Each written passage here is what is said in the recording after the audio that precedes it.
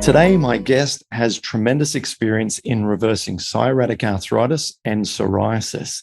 And so we're going to go deep into those topics and learn from him. And he's going to share you all that he's done to alleviate joint pain, to get rid of the inflamed scaliness that comes with psoriasis, and just have some fun doing it. He's from Maine in the northern US region, and his name's Sean. G'day, Sean.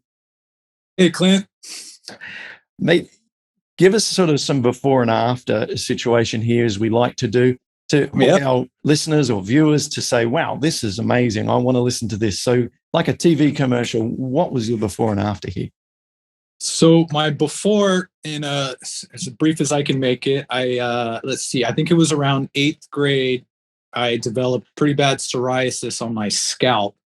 And on a somewhat side note, I do feel like it was around a time where I had some dental surgery, and I think that there were probably some antibiotics involved in that. And it was the same time period. So 8th grade, I must have been 13 years old, I think. I ended up having really bad psoriasis on my scalp. And fortunately, at that point, I figured out that I could shave my head down. And as long as I got sunlight on my head, the psoriasis seemed to go away. And then it wasn't until a couple of years later, probably around my late teens, I started developing, it has a particular name, but it's basically psoriasis underneath my fingernails. And pretty immediately and coincidentally, I had a second dental surgery right around that time. And as my fingers would succumb to the psoriasis, they would immediately become inflamed with psoriatic arthritis. And it was basically just the tip, the final digit on each finger.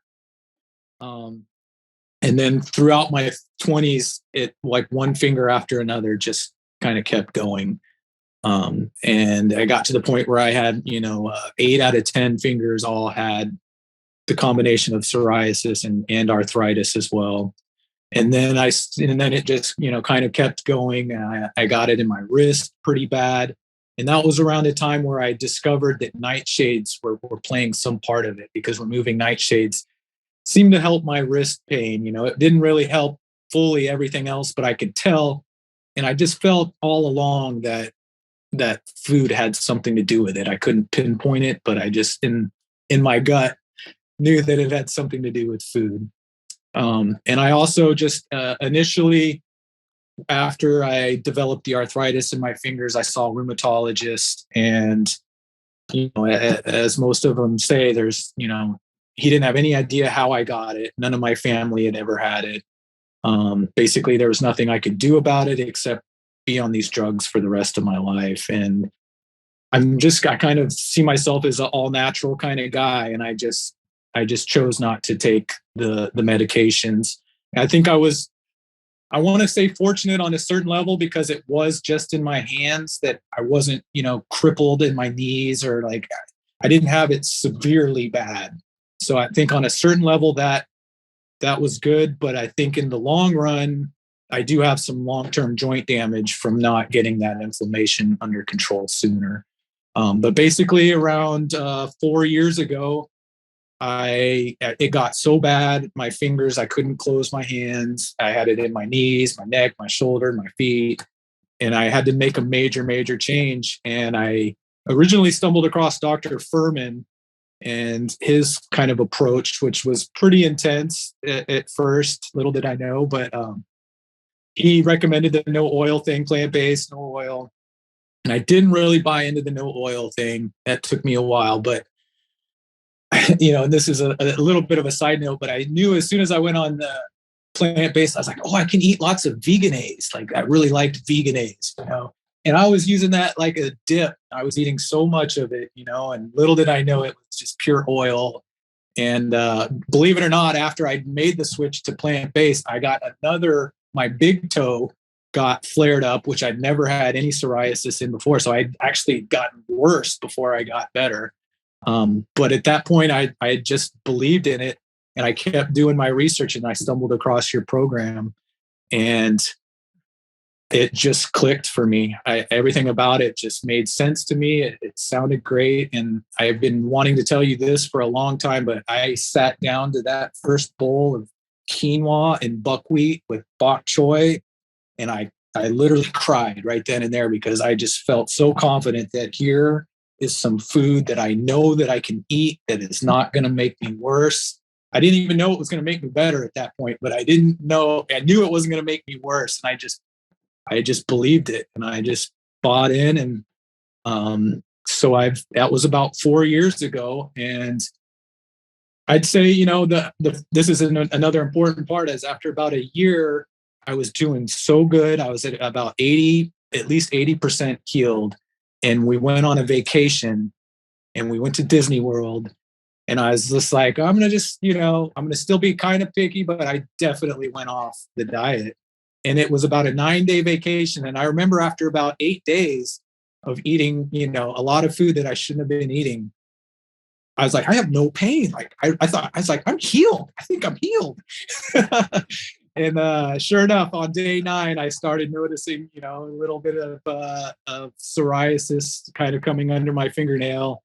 And then it all just came storming back. I mean, it was as bad as it was in the beginning. And I'd say it took me a good year to get back on track after that big fallout. And so today it's been probably a good 2 or 3 years since that happened. And it's just, every day is better. I'm not going to say it's just better without some dips and bumps in the road, but the progression is always better. It's always upwards. It probably looks like this, but it's going up, but there's ups and downs as it's going up.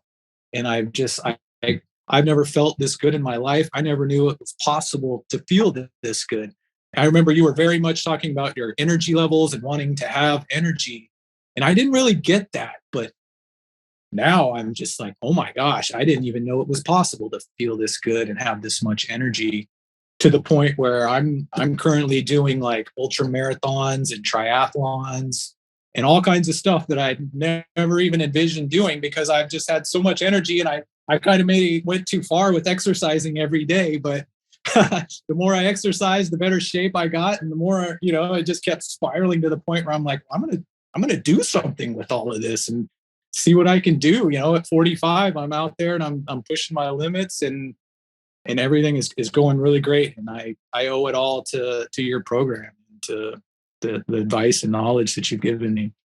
Oh, that's amazing. That is truly amazing. So now when you wake up in the morning, how do your hands feel, the fingers that were most affected? Are you able to close your hands? Are you able to, witness some, some nice clean skin under those fingernails? I mean, where are you at sort of with that?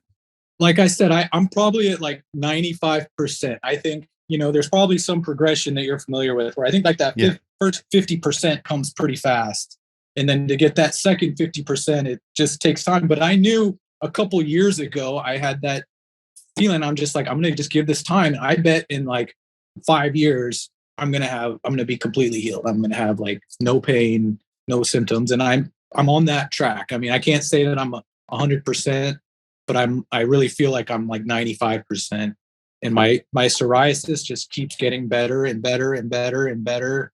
And my arthritis is almost non-existent at this point. I think, like I said, I had it for 30 years or so without taking any medications. So I think there is some joint damage there that, my knuckles are still a little bit misformed. And I had it really bad in my wrist. That was the last huge bout that I had. And I do want to come back to that, or put a pin in that, as you like to say, because there's something I want to say about that. But, that's probably the only, like, my wrist is like, I like to work out at the gym and stuff like that. And that's the one thing where I think I just have some permanent joint damage there. It's no inflammation. I mean, I couldn't even set my wrist on a table. It hurt so bad. And I could easily just touch it and it hurt. And now I just dig in there and I can't find any pain anywhere. As hard as I try, it's gone. I mean, it's totally gone. So awesome. I've made some notes as you talked here, just for people who are listening and, making some mental, okay, yep, interesting. And here are my observations and comments here. First of all, Isn't it interesting that the sunlight on your head seemed to reduce the psoriasis? Now, let me just direct everyone to a presentation on a YouTube channel called MedCram. Everyone should check out MedCram, MEDCRAM. It's on YouTube. There is a recent, let's say 4-month-old video that's been posted by the doctors who run that particular channel. And it's called Sunlight and Healing, or Sunlight and Inflammation, something along those lines. It is an hour and a half long presentation that is intended at a medical level. It is a very, very detailed presentation about the mitochondrial benefits from getting near infrared radiation from the sun, and also the vitamin D discussions around supplementation and so on. But anyway, there's so much content in there. It's fascinating. The point that I'm making, drawing from that video, is that infrared radiation from sunlight can penetrate up to 8 centimeters into our body. Wow. Right? Now, the benefit of that is it triggers intracellular melatonin. Melatonin being what we normally get from our glands at night to keep us rested, and as an antioxidant. And that's the main point. It's a massive antioxidant. And so our body can produce antioxidant capacity from sunlight during the day to reduce oxidative stress that occurs inside the cells. And it's oxidative stress that is in combination with our microbiome imbalance that contributes to inflammatory arthritis and, I believe, psoriatic arthritis and psoriasis and so on. And so what I think's going on there is that the cells near the skin or around that area are receiving this antioxidant from melatonin that's being produced from the infrared radiation that's coming from the sun, and it's settling it down, because oxidative stress and inflammation go hand in hand. So that is my humble opinion on what may be happening with that. And I got to tell you, and this is a funny little insight, Sean, is that I am gray on the top and sides of my head where I wear a hat. On the back of my hair, where my hat doesn't cover, it's dark. All my hair is dark at the back, right? And so I've had this suspicion that is unconfirmed from any science I can find, that the solar radiation that hits under the hat that doesn't get covered is helpful to keep the hair healthy. And only through recently watching that presentation I've just described to you, I think maybe it's the antioxidant capacity that's being generated from not the sunlight, but from the infrared radiation. Anyway, that's point number one. Love it. I love the sun. I mean, I live in it's cold all the time, but anytime I'm in the sun, I crave it for sure. So there is so much to it than what we realize. Then isn't it interesting that you would think that you want to consume oils when you have something that's skin flakiness and so on, wouldn't you? You'd think, I need to put oil into my body because I want oily skin to reduce the flakiness. And it just doesn't work in a linear fashion. There's no direct correlation like that. It's much more complicated. So I can understand why he's reluctant to give up the oil. So another point. And I kind of, on that note, I do think I've done a lot of dermatological research as well, and come across many dermatologists that say, don't shampoo your hair, don't use soap and stuff like that. And so I've gone that route as well. I mean, I have long hair. I haven't washed it in a very long time. And it's the natural oils that you want. They're actually protective and help your skin. So that's interesting, because we just had there was a kid at our school in the kindergarten class who had nits or head lice or whatever, right? Yeah. And of course, then it catches to other kids. And our little girl, she had 1 or 2 in her hair, and my wife freaked out. Oh, we've never had this before. Anyway, the whole family, we had to go and keep washing our hair 3 times with this anti-lice stuff. Yeah. I never saw anything wrong with my hair, but I've been washing it too. Now the skin is dry and I've got like a dandruff thing going on so these products. There's something there. Yeah, there's something there. So I'm just excited by you sharing. And then isn't it interesting that it took 8 days at Disney World, the cumulative effect? It's not just from the little bit. It's the chipping away. It's the poking the tiger until finally, you know. Yeah, absolutely. And I feel that way with a lot of foods. I'm still, I'm still very careful, but I know that there's certain foods like tofu, for instance, is a food that I absolutely love. Tofu. I feel like I can eat it once and be okay, but if I eat it multiple times in a row, then I start to have some troubles with it. So I think there is some kind of accumulation factor there. Yeah, absolutely. And people will find that with oats when they start to try and eat oats or oats for breakfast, which, by the way, I think is a key milestone that we all should end up eating oats for breakfast at some point. Do you eat it for oats for breakfast? That's all. I've eaten oats every day for 4 years, probably for breakfast. But it's so satisfying. I don't get tired of it ever. It's fabulous. That's it. What people may find, I'm not sure if your experience was this, but when you first start eating it, it's like, I'm not sure about that. And after a few days, you think, I'm not sure. And so sometimes it's a little give and then take a break. And then eventually your microbiome becomes adapted to the foods you're eating. And then the microbiome says, I know what to do there. Boom, metabolize that. Boom, no issue. And then you can have them every day. So, absolutely. Yeah. And then we're going to go all you in a minute, my friend, after I finish these notes here. That was pretty much it. I've made a note about the wrist. We'll come back to the wrist. So Tell us, like, this huge health kick has been done in parallel to exercise. So talk us through your exercise development progression to ultramarathon. You're kidding me.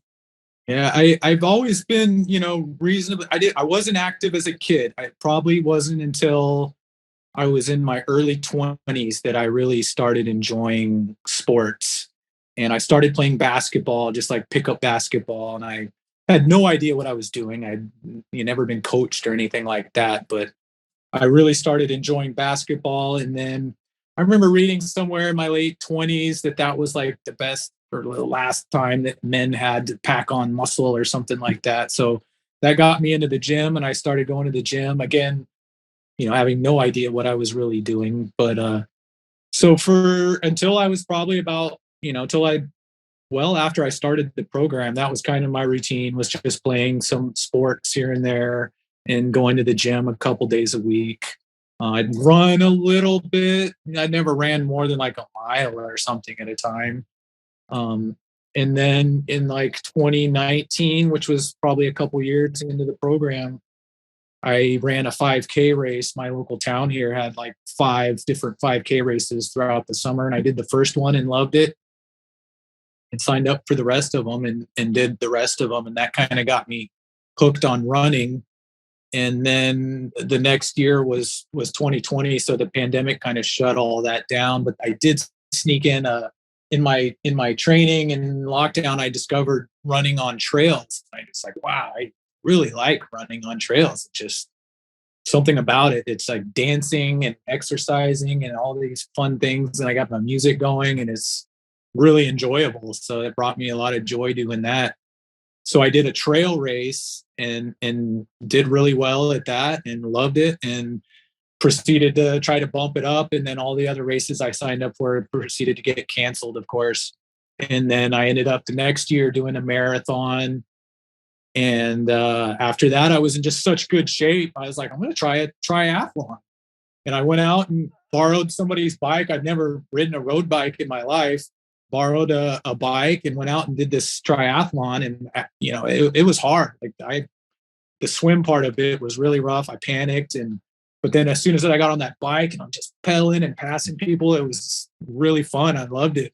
So I did a couple more triathlons and then signed up for another long trail race that fall. And this year I've just been training all spring, and I've got my first race coming up this weekend, and I've got a couple big ones planned for the rest of the year. So I'm really excited about it. Man, I'm excited. I got goosebumps down the side of legs here listening to this. Oh, nice. Mate, what about the preparation for the swimming? I mean, swimming's my nemesis. I just find it so challenging. I panic. Like you say, I get a few laps in, and then I start to feel like I'm just below the level of oxygen coming into my body that I need to keep up what I'm doing. And I need some coaching or something. It's also maybe a little in my head, my form, maybe fitness. I don't know. But I mean, how did you overcome that in the open water, or was it in a lap pool? It was open water. It was my first one. I've always been confident. I've done tons of scuba diving and snorkeling and boating. So I've always been in the water. I did a little bit of training in the pool. So I thought I'd be good to go. And as soon as I hit that, you have a wetsuit on too, which is really tight. And as soon as I jumped in the water was freezing cold and the wetsuit was tight and there was people all around you splashing. And, I kind of started going, and then like halfway into it, I was just like, I started hyperventilating. I couldn't keep my face in the water. Fortunately, I was comfortable enough. I mean, it took me a minute where I was like, I'm actually panicking. I'm like, do I need to flag somebody down here or something? And then I kind of pulled myself together and flipped over on my back and just, I knew I could just do that and be safe. So I just kicked on my back and kind of went back and forth and somehow made it through. And I actually did 3 of them last year. And the second one, I did a lot more practicing and training in open water. And I still did the same thing. About 3/4 of the way through, I finally figured it out. I was able to keep my head down and swim. And then the third one I did last summer, I was able to keep my head down and swim the whole time. So there's a lot of practice to it, and a lot of just, there's a lot of mental, because I know exactly what you're saying. Like some days I'll go to the pool and it's just like, it's so hard to keep your face in the water because you said you get that panic feeling going in your mind. But I've learned a lot of that is actually a buildup of CO2 as opposed to needing more oxygen. The buildup of CO2 is what makes your brain kind of panic. So you have to learn to just constantly be breathing out as much as you can before you take that quick breath. I think you have nailed my issue with that, and it's something that I believe also. Yes, because I'm thinking I need to hold more air in. I'm not letting all that. It's all about blowing out the whole time. Right. Okay. All right. Well, I've got a great little insight from you there. Thank you. So, how do you feel after these runs? Do you feel, and that's a leading question, I'm sure I know the answer, but do you feel that these projects of high activity allow you to have a better health outcome or not? I mean, I have to believe that, I think, the diet is obviously first and foremost, but I have to believe that the amount of exercise that I do on top of my diet is what has definitely pushed me to where I'm at now. I mean, I don't want to say that after I'm done with a long run, I feel great or anything like that. But I think what the real key with the plant-based diet and being somewhat athletic is that you just recover so fast. Like, so, typically it would take me a couple of days to get over a big long run, but the next day I'm just ready to go. And I think that's kind of the, like the game changers and documentaries like that, where they're showing how plant-based athletes can actually excel. And I think it doesn't necessarily make you better right there in the moment, but what it does is it makes you recover much faster because you're eating an anti-inflammatory diet, which just eliminates all that inflammation that would normally build up after hard exercise, so that you're ready to go the next day. And therefore you can train more than your counterpart who's not on that diet. So then you can get more training in a small amount of period. But for someone like me, I've only been running for a few years. So someone that's got 20 years of running is still going to be a better runner than me, whether they're eating plant-based or not. But I think that's the key for me, is just, it's like, I just recover. I try to, one of the main things I do that you recommend is stop eating early. So I eat dinner and a little dessert, and then I'm done for the night.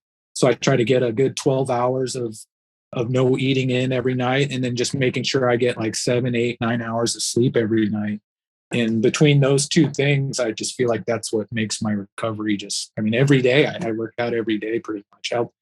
Every couple of weeks I'll be like, all right, I better take a rest day here. But yeah. And do you have a sort of a typical sort of a gym routine where you might work legs one day, upper body the next? Maybe you might do cardio. I mean, what's your sort of approach? Well, I've done all of it. Right now, I'm really shifting. Over the winter, I do a lot more gym training, lifting heavy weights. I mean, I was going, I'm a skinny guy. So when I say I'm going big, it's not like what the big guys are doing in the gym. But for me, I mean, it's a lot of weight I'm doing. Is it's all about how much can I do and how many reps and stuff like that. So, I mean, I'm going hard doing big, heavy lifting over the winter. And then towards the spring, I gear much more into like the endurance. So now my routine is just every day I'm running, swimming, or biking. I try to get into the gym, but when I'm doing this much running, swimming, and biking, the gym really hammers me pretty hard. So I try to sneak in 1 or 2 gym sessions a week, but at least every day I'm doing one of those 3 sports, if not 2 a day. I'm envious of you. I can't run anymore due to the damage that was done to my knee and progression and so on there. But running is just the greatest. Running just fills you with elation. And my replacement for that now is cycling. And I've been cycling each morning. And I take my little son, who's 3 3/4 years old. He can still fit on the little seat that goes on the back of the bike. And we ride to the beach. I did it this morning. We ride to the beach. We ride back again. And it's just far enough to give those legs enough of a pump to be therapeutic and get my heart rate up enough. And he wants me to go as fast as I can when we're on the little safe flat stretches, Yeah. And it's just exhilarating and it's so healthy. So, I believe that once we can exercise, if we can take that to the limit that we can, and you are a great example of this, it's so protective. It is our ultimate insurance that we're putting into our body to prevent us from then being so delicate with our foods and feeling so immunoreactive to like a blueberry or something trivial because we're just not fit enough. Yeah.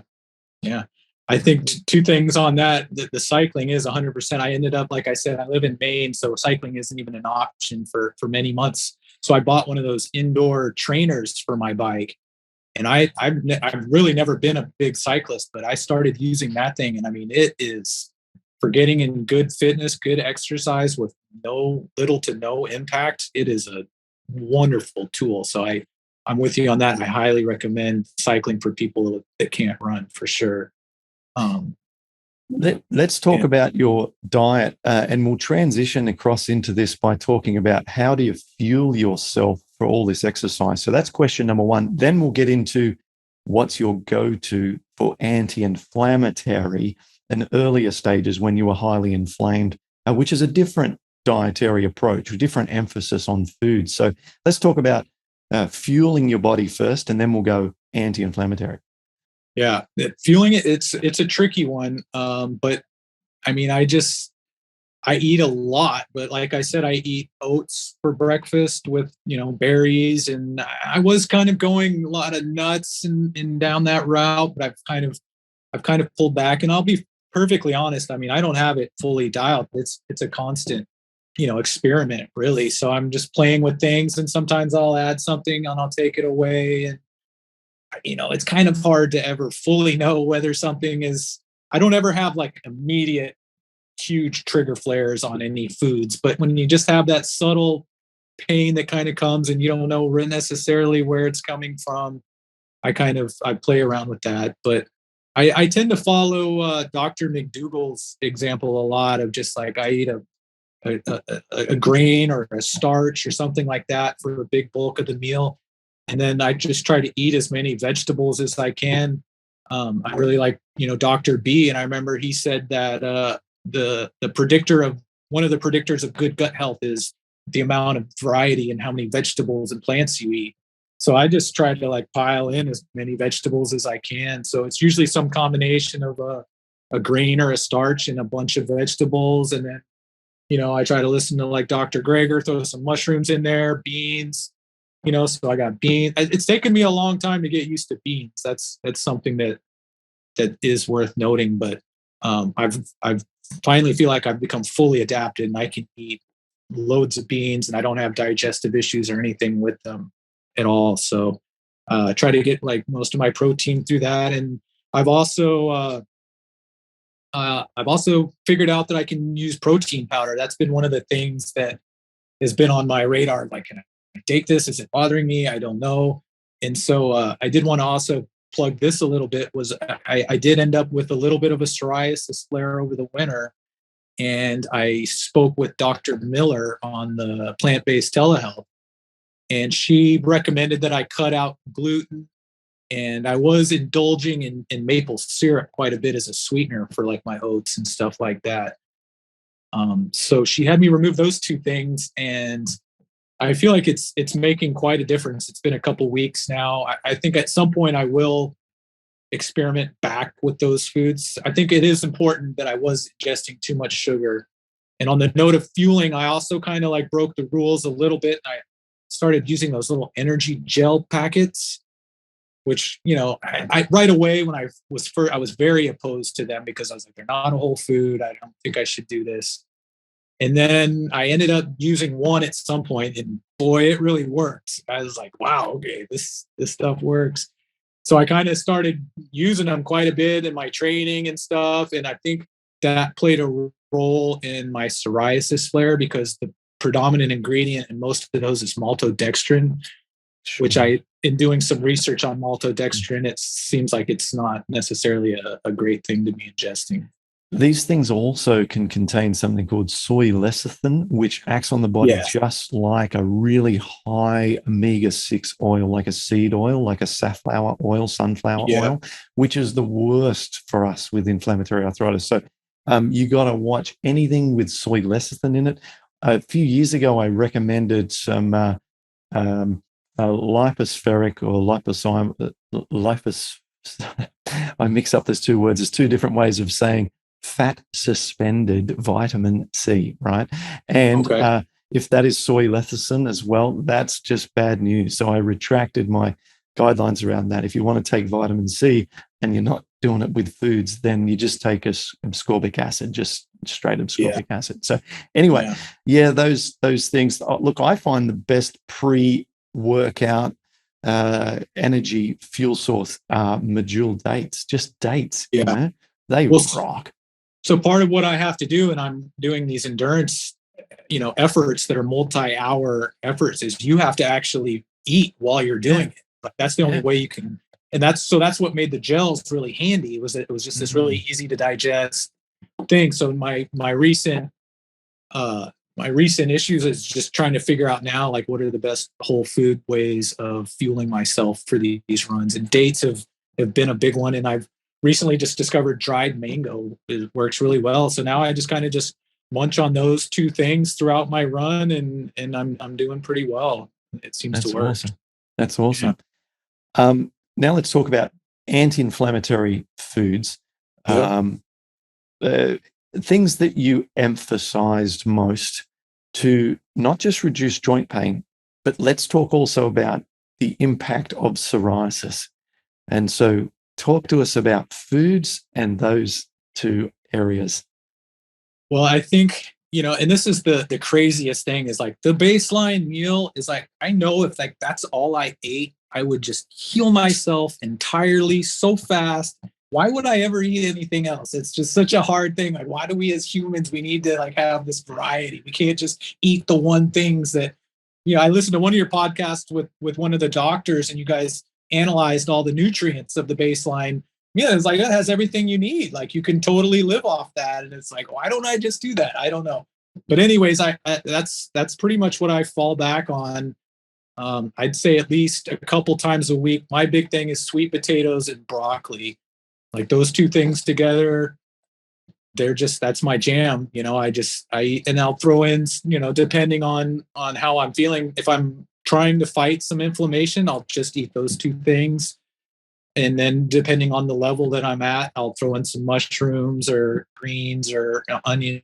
I try to eat all the like Daily Does and all those, get those all in. But the other thing that I really noticed at some point was quinoa and buckwheat in particular. Like buckwheat just, and I read that before, maybe it was, I can't remember when I came across it, but I've read it outside of your program that pseudo grains are very notorious for fighting inflammation. So for dessert, pretty much every night, I make like a buckwheat waffle.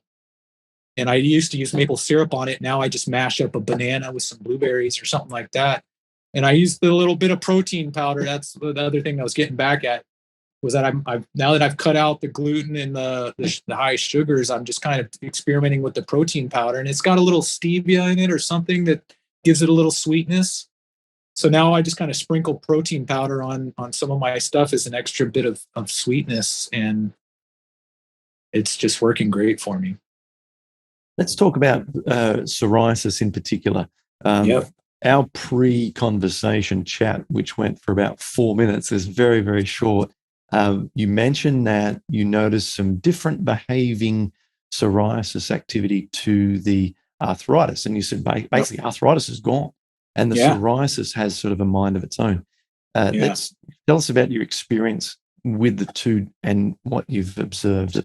Yeah. Well, like I said originally, the bulk of my psoriasis was on my fingernails, and that is just completely just steadily improved. It's never really taken a step back. It's only just gotten better and better and better. And over the winter, I just don't know. Like I said, I started ingesting a lot of those gels, but for some reason, I ended up with a pretty good flare of psoriasis on my scalp again. And it was really, when you know food's got something to do with it, sometimes it's so frustrating because you're just like, what could it be? And then you just end up cutting things out and bringing things back. And I really, other than the sugar, but I was eating maple syrup for years and experiencing a lot of healing. And I don't feel like the only thing that I really changed was those energy gels. I also moved. I bought a house and moved and went through a pretty good bout of stress, not to mention just, the pandemic. And I ended up getting divorced over the pandemic as well. So I've had a lot of kind of accumulating stress. And I'm not 100% sold on how much stress has to do with it. But if I really have to look deep down, like that was the thing that was probably the biggest change in my life. So, in wintertime, it's just really dark and cold here. And I think all of those things maybe kind of played a factor in this flare, but it's just been getting, it flared and now it's just it's going away. It's taking its time. And that was one point I really wanted to make for the listeners was that, it's not a fast process. I mean, maybe it is for some people. And from what I've heard from your guests is the people that get it and then get on it the fastest are the ones that seem to like fully recover the fastest. And I think, like I said, having it for 30 years, I think it's just a much slower process for me, but I just can't emphasize enough that it's constantly getting better day after day. It improves and it improves. And it just to the point where like I said, I just never even knew you could feel so good. It's incredible. So what else would you like to share? Is there something that well, let's talk about the risks. We've got that in our sort of to-do list. Let's talk about the risks. So the one thing that I also experienced was, speaking of the baseline diet in miso, I really fell in love with miso and was eating a lot of miso. And then like I said, after that relapse, I was trying to heal and man, my wrist just ballooned out. It was so painful. And I was down to the baseline diet with the miso. And I was like, what am I doing wrong here? I ended up cutting the miso out and coinciding with that, I also changed my mental outlook to just be like, I'm going to stop giving it so much attention because it was taking up so much of my energy, just trying to figure it out. And why is it happening? And what am I eating that's causing it? So I decided to cut the miso out because I knew soy had kind of been, back and forth with a little bit. And I just shifted my mental outlook and it went away. So I think I'm one of the few people maybe that miso is kind of a trigger for. I was using soy miso. I think, I haven't tried the brown rice miso or any of those other it's things. Hard to find. It's just hard to find the brown rice. It is. Yeah, you might only get it in 1 in every 5 health food stores. And a lot of them have soy in them already. Correct. Yeah, they're a hybrid. Yeah. So look, you know that you're so close to our content, what we say, everything that we teach. So you know this, but the fermentation process tends to make the soy proteins non-immunoreactive because they've become their constituent amino acids. However, our bodies are complex and we don't know whether or not perhaps the iodine content, or there's so many other potential things going on here. Absolutely. It's a mystery. It Leave is. it out, feel better, therefore leave it out. I mean, it's that simple, right? And That's what it boils down to. Yeah. Risks. Get back. Let's talk risks. Yeah. Did you find any exercises that you found therapeutic, the beneficial things for your wrists? What are those? I really, I mean, I would say like just the running for some reason. I just feel like the running and just getting everything moving and flowing and getting the heart rate up. I feel like that was probably the most beneficial thing. I did, I tried to do the exercises and other things like that. And I honestly, that was my other thing, was just like I said, mentally, I just had to just let it go and leave it alone. And I feel like as soon as I did stop giving it so much attention, it all just, I mean, it's almost a little blurry, because I just did stop. I kind of just started ignoring it, and it just kind of went away. I wish I had more productive tips to say, but I didn't do any wrist specific. I haven't really done, I mean, I always am just like moving, like you say, just in bed before I go to bed. I'm just always just getting them all moved, and, constantly moving my fingers and all of that. So yeah, that's probably my best advice.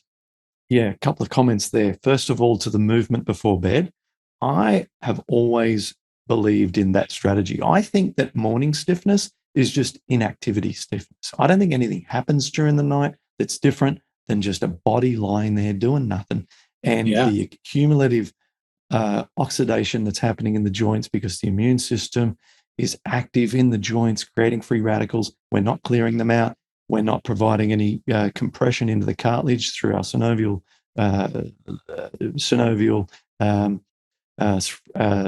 liquids, which provide the nutrients to the cartilage. So the joints are basically like sleeping is not a therapeutic thing for a joint. A joint likes movement.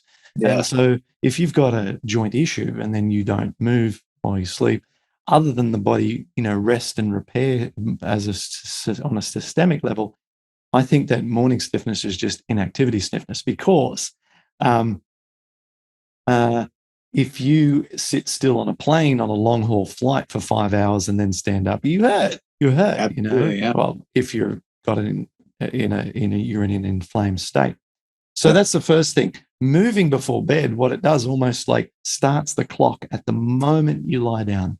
Definitely. Rather than starting the clock of stiffness on the couch 2 hours before lying down. Then you've added 2 hours of nothingness. But if you move all right before bed, boom, it's only at that one moment. You're kind of lubricating them. You're getting whatever healthy fluids and stuff you need in there, so that while you're resting overnight, you got, that stuff is all in there, hopefully doing its job.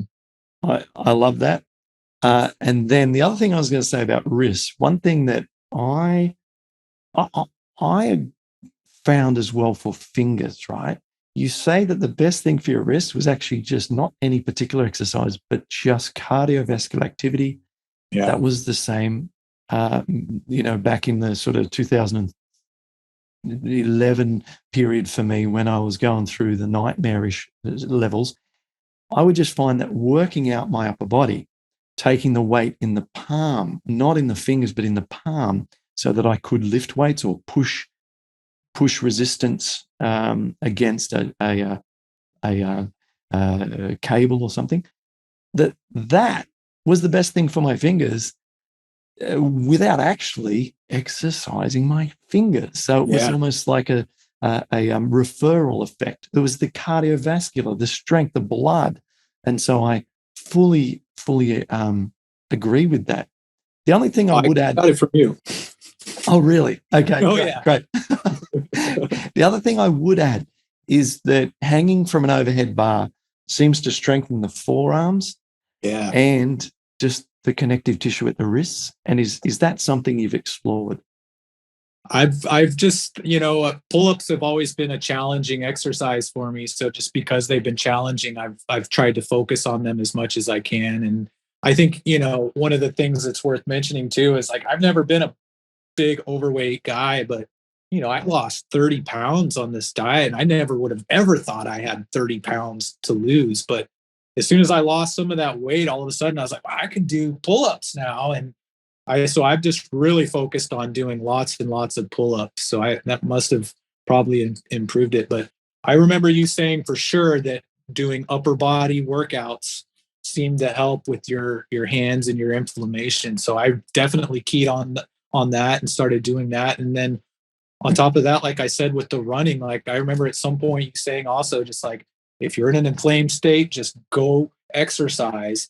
And if you just go do it, get your heart rate up and do something, you will feel like you will make improvement. And it's 100% true. Like if I'm having a little bit of pain or something in my wrist or my hands, when I'm done working out, I don't have any pain. Like I feel, whatever happens during the workout process, it really eliminates a lot of the inflammation. I don't think it's going to be long lasting if you're not following the diet and keeping up with all the other things as well. But definitely those two things. I mean, I think it's like 51-49 between diet and exercise. I put a little bit more on the diet, but I have to think that the level of exercise that I've been able to achieve and accomplish plays a huge part in my healing. And then, just on a side note as well, like I remember reading Dr. Furman's first book in his intro. I remember him talking about how like getting colds and flus and stuff were like he rarely ever got sick, and I was just like, immunity is so strong. It's like, yeah, everybody says that, but I can say with a fact, in the 4 years on this program, I have not had a sniffle, a flu, a cold, or anything. I feel like my immune system is just extremely prime. My daughter's here with her friends; they're sick. I got sniffly kids around me. And like I said, I have not gotten sick once. So the benefits of this diet reach far beyond just the joint pain. I mean, even if I still had joint pain, if I felt as good as I do, I would still do it. And then, not to go too far off track, but the environmental and the ethical issues that I've discovered in being plant-based and going vegan, those reasons alone too, I would continue to do it even if it had nothing to do with my arthritis. So well said, Sean. You've changed my life. I can't express that enough. I think you probably saved my life on some level at some point in my life. So I just can't say enough about how massively I support this way of living and what I think at this point, the majority of sickness and disease in our societies comes from our diet. And the minute you can figure that out, and I will 100% say it has been a massive challenge. It's not easy. I've had to relearn how to eat, how to cook, all of those things. But the results just speak for themselves, and there's no way I would do it any differently. Fantastic, Sean. Thank you very much for all the passion behind this. Thank you for sharing your story. And thank you for also getting behind us on social media.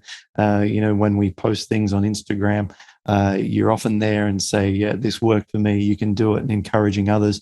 I appreciate that. That means so much to me because there are a lot of sort of skeptics and people who want to belittle what we do, and having you behind us, that really helps. So thanks very much. It's so hard. I've got people that ask me how I did it, and they have joint pain and they want to do it. And I tell them, and they're like, oh, I can't do that. I couldn't do that. And it's so hard to convince people. But like, once you get there and you start feeling the results, it's nothing short of magic, really. I mean, it's so incredible, but it's so hard to convince people to make that transition. And I'll fully admit I was in a desperate place. I had to reach a desperate place to go there, but I don't regret it at all. I only wish I'd done it sooner. That's what Don't we all? We're all in that boat. We're all in that boat. Sean, thank you so much. I really appreciate it. And wishing you all the best. And let's stay in touch. I can't wait to hear how you go on your upcoming this weekend triathlon or marathon, whatever crazy thing you're up to. Thanks very much for joining us. Absolutely. Thank you so much, Clint.